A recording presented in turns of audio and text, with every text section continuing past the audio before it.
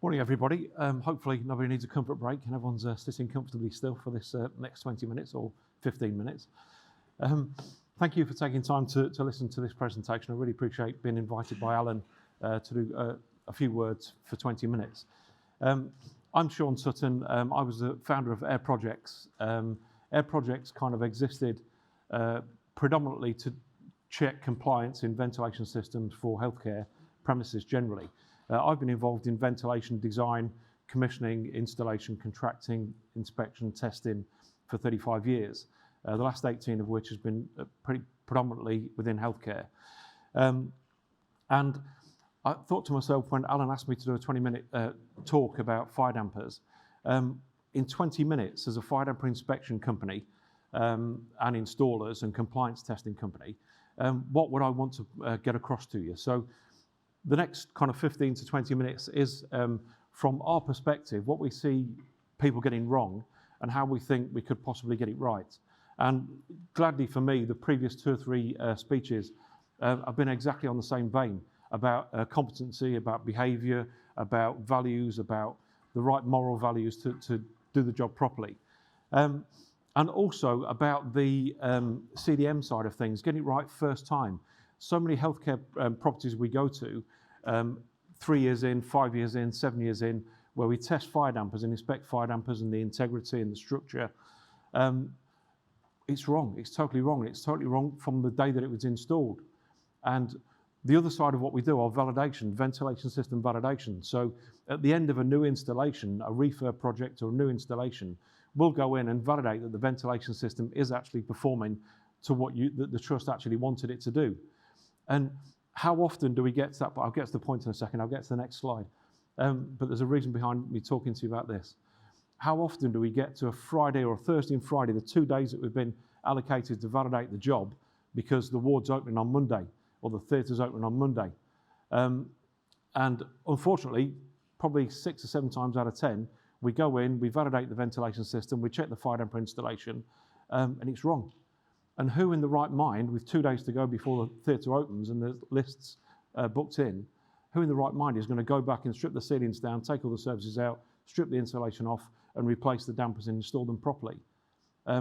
So predominantly, what I'm about to go into is about that process of the chance of getting it right first time at installation, rather than everybody in our industry really dislikes retrofitting fire dampers for the cost, for the hassle, for the shutting down the ward, for the shutting down the theatre, and for the inconvenience. It's a hassle retrofitting fire dampers. So this is all about kind of getting the fire damper side of things right when we've got the best opportunity. We'll also look at a few roles and responsibilities and the maintenance test regimes if I get time to crack on with that. So, first and foremost, in any commercial property or in any healthcare premises, we've got lots of different types of ventilation systems. Some fresh air supply, some extract, clean extract, some dirty extract, some LEV systems. So when we're designing systems or looking at a new refurb, we've got to think about the types of ventilation systems that serve that area in the first place. We're definitely going to be needing some filtered fresh air. We're almost certainly going to be needing some general extract, possibly some dirty extract, and even in certain circumstances, some LEV, local exhaust ventilation extract systems. Each one of those have their own problems. So things like critical care areas, SCBUs, ECUs, ECU areas, where patients aren't going to be able to easily evacuate quickly. We need to kind of think early on, as Tim was saying and Aaron was saying, we've got to think early on in the process about what the area is going to be used for, and the types of dampers and the types of compartmentation that are going to be set up in the first place. So we need to have a strategy before we even go to kind of the pre-construction phase. And that takes into account all of the ventilation systems that are going to be serving that area. Some are going to be dust-laden, some are going to be grease-laden. So there's a significant difference in the ability or the risk of fire transporting through a ventilation system, depending on the type of system that's been installed. Okay, so fire damper in building design then, from my perspective and also from a health and safety CDM perspective as well. First off then, in consultation with the trust fire officer or the person responsible for fire strategy making, when we're looking at a new project, we need to really get those people involved right from the start to decide the type of patient, the type of ventilation systems that are going to be installed, and the routes of access and egress, the fire escape routes. Deciding the fire and smoke compartmentation strategy. Often when we go in to do fire damper testing, we test dampers that are in the middle of the room. There's not a wall anywhere close to it. It's not a compartmentation wall. It obviously was at one point, but it's not anymore. And it's been left in limbo in the middle of a room somewhere. On the opposite side of that, we test systems where we've got 7 or 8 fire dampers on the same wall. 3 have got fire dampers in, 3 haven't, and it's the same compartmentation wall. And we get the excuse that, well, at the time that we installed, the first 3 were installed, it was a fire compartmentation wall. Then later the strategy changed, so we didn't need to put a fire damper in the next 3. So it's a coordinated approach, as Tim and Aaron and Lee have said, and Alan has said earlier today. The coordination, I can't stress that enough, that the most important thing we need to do is get the strategy right in the first place. Then everything else should follow on from that. Get the right people in the right place at the right time and the right product. Deciding the escape routes, high-risk rooms, etc. So things like kitchens, server rooms, elderly care units, special care baby units. Think seriously about the management of risk and the types of patients that are in those areas. Prepare layout drawings showing critical compartmentation, walls, floors, risers, etc. So the architect, the designer, the client should then prepare, obviously, your set of drawings that you're going to go out to tender and start to engage your contractors. Interface with a mechanical services consultant. So again, more often than not, at design stage, when the architect, the fire officer, the client were involved, the strategy is there, but then it seems to evolve into something different by the time it gets to a design and build contractor, or by the time it gets to the mechanical installation contractors. So we need to engage those people as early as possible and keep disciplined to what the original plan was and not let it skew out of control by 30–40%. And also, Health and Safety at Work Act Section 6 says that every manufacturer has to supply the correct details and test information for the product that they're supplying to the workplace, and all the other supporting regulations and guidance that support Section 6. So, in existence for fire dampers, every single manufacturer that sends a product out into the workplace has to have a data sheet saying the test information and how it should be adequately installed into the right substrate as well. So it's okay turning up with a fire damper that's fantastic for a block work wall, but actually the design was changed slightly and it's now partition METSEC plasterboard wall. The data exists, and don't be scared about asking for the data from the contractors and from the manufacturers. It has to exist for them to go out into the public workspace. Okay, then we get to the stage where we prepare ventilation layout drawings showing fire damper and smoke shield damper locations where passing through compartment walls or floors, etc. And again, there are people like Action Air, Swagen, BSB, all fire damper manufacturers. They have a plethora of pre-drawn, pre-detailed information about what fire damper should be supplied and supported into what substrate, and they give you that for free. So if you're ever in any doubt at all, just contact those manufacturers. Have a look at the label on the side, contact the manufacturer, see what it should look like. Install fire damper and smoke shield dampers in accordance with the manufacturer's recommendations and the fire officer's guidance in terms of what type of damper they want, in what location, for what reason, for what risk. This is one that we always offer to every trust that we kind of act as fire damper inspectors or verification engineers. Commission the ventilation system, including demonstration of fire dampers. Gone are the days where the ventilation contractors just have to commission the system at the end of it all and get all the airflows balanced out correctly and sign off from the clerk of works. They have to test the fire dampers, and it's not just a random sample of fire dampers. They have to test that every fire damper is installed correctly and drop tests correctly in the right sequence, in the right circumstance. Gone are the days again where fire damper testers should be just drop testing the fire damper. It's open when I've took the access door off, I've drop tested it, it's fine. We have to inspect the whole structure, the support, the substrate, the fixings into the substrate, the fixings into the actual duct. So it's a big task. It's not just drop testing and taking a photograph. And then, of course, the client at the end of all this have to keep records for a minimum of 5 years, certain areas for 40 years. Okay, regular inspection and maintenance regime. So estates and facilities management.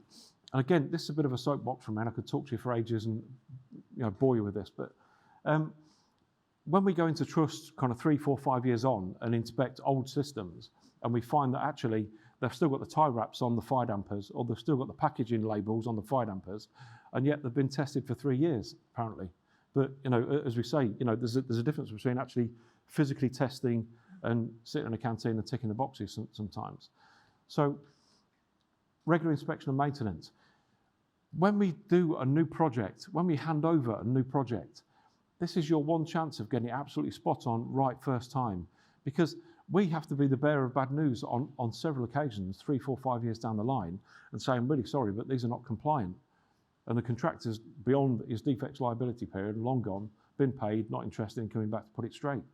So we try to save people money by saying that, look, if we're your incumbent fire damper testers, I think free of charge, I should come in and give you a toolbox talk to your mechanical contractors at the start of the job and the other contractors that are interacting with the job, and say that, look, these are fire safety devices, these are life safety devices. You must not cover them over with tray work or pipe work, or cover the access doors over so we can't inspect them or maintain them in the future. And then at the end of first fix, before the ceilings go in and before the insulation's applied, let's go around and do a pre-test.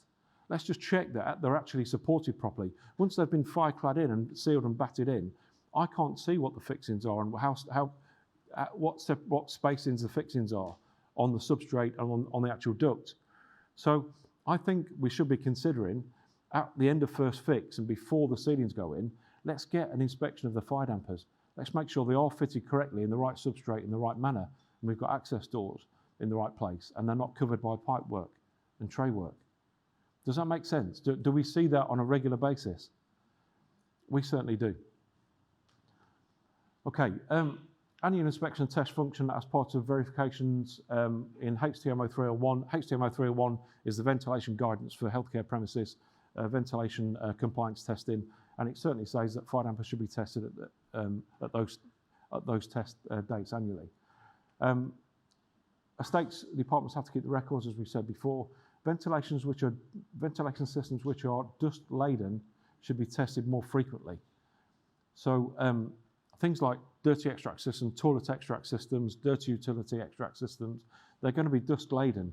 They're going to have lint and fine paper within the system, which is a massive fire risk. So we have to risk assess and consider not only annually testing fire dampers, but should we be looking at them more frequently, every 6 months or 3 months. Installation requirements.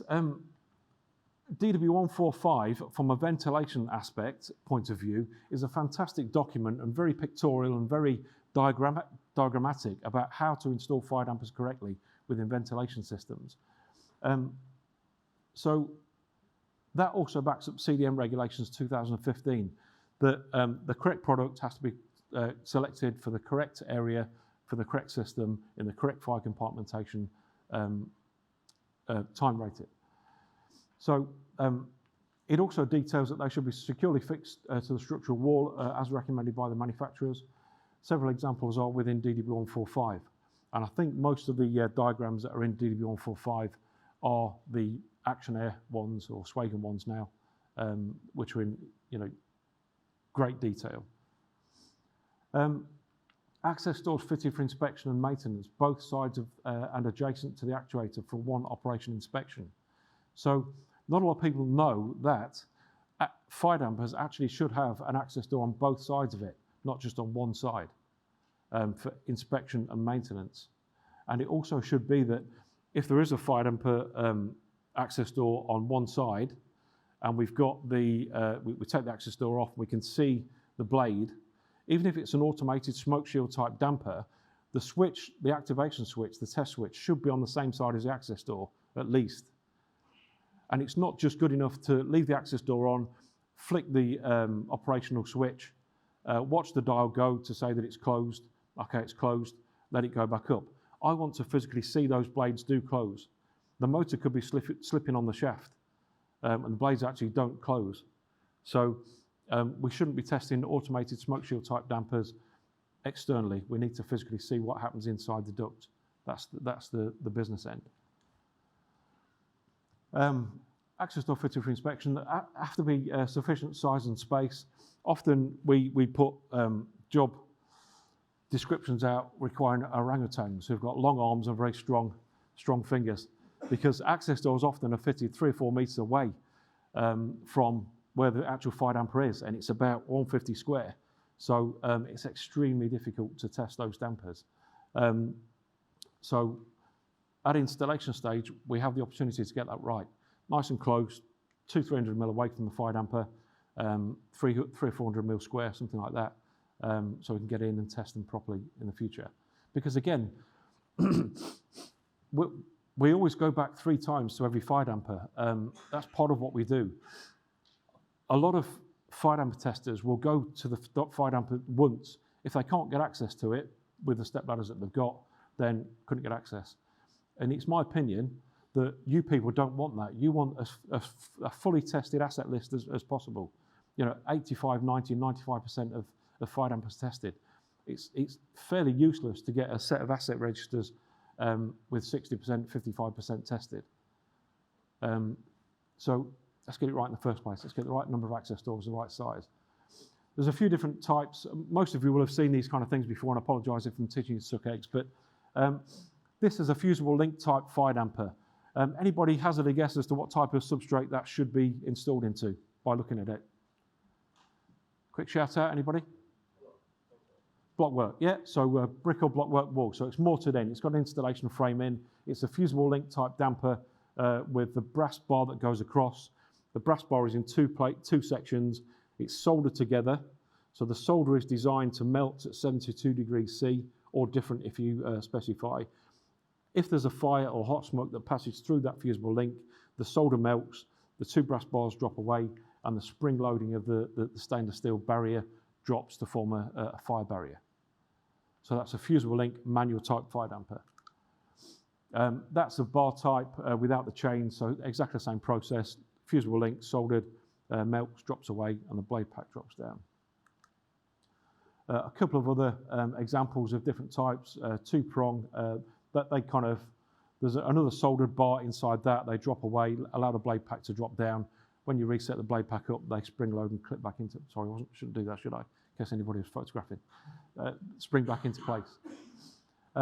Some examples there of a fire damper that's in a dust-laden system, and luckily they've got the installation right. They've got rivets, aluminium rivets, fastening the fire damper to the duct. The reason that we use aluminium rivets is that in the event of a fire, the aluminium rivets will melt away, the duct will twist and contort under the heat of the fire, and the duct will pull away from the fire damper, leaving the fire damper in the wall to provide the barrier that it was designed to do. If we don't have aluminium rivets and we use pro points or tech screws, which are much stronger and melt at a far higher temperature, by the sheer force of the duct becoming heated and contorted and twisted, it can pull the fire damper out the wall. The sheer power of it can pull the fire damper out the wall, which then means that no matter how well you installed it, it's going to have no effect at all in the event of a fire. So aluminium rivets are a factor. A couple of kind of, these are used for very small systems where, so external handle operation, but again, they still need access doors to make sure that when you're resetting the handle, the blade is actually resetting. It's not kind of catching on a screw, and it's just the handle that's moving around. So no matter who tells you that we don't need access doors, every single fire damper does need an access door to prove that the blade is actually doing what the indicator says on the outside.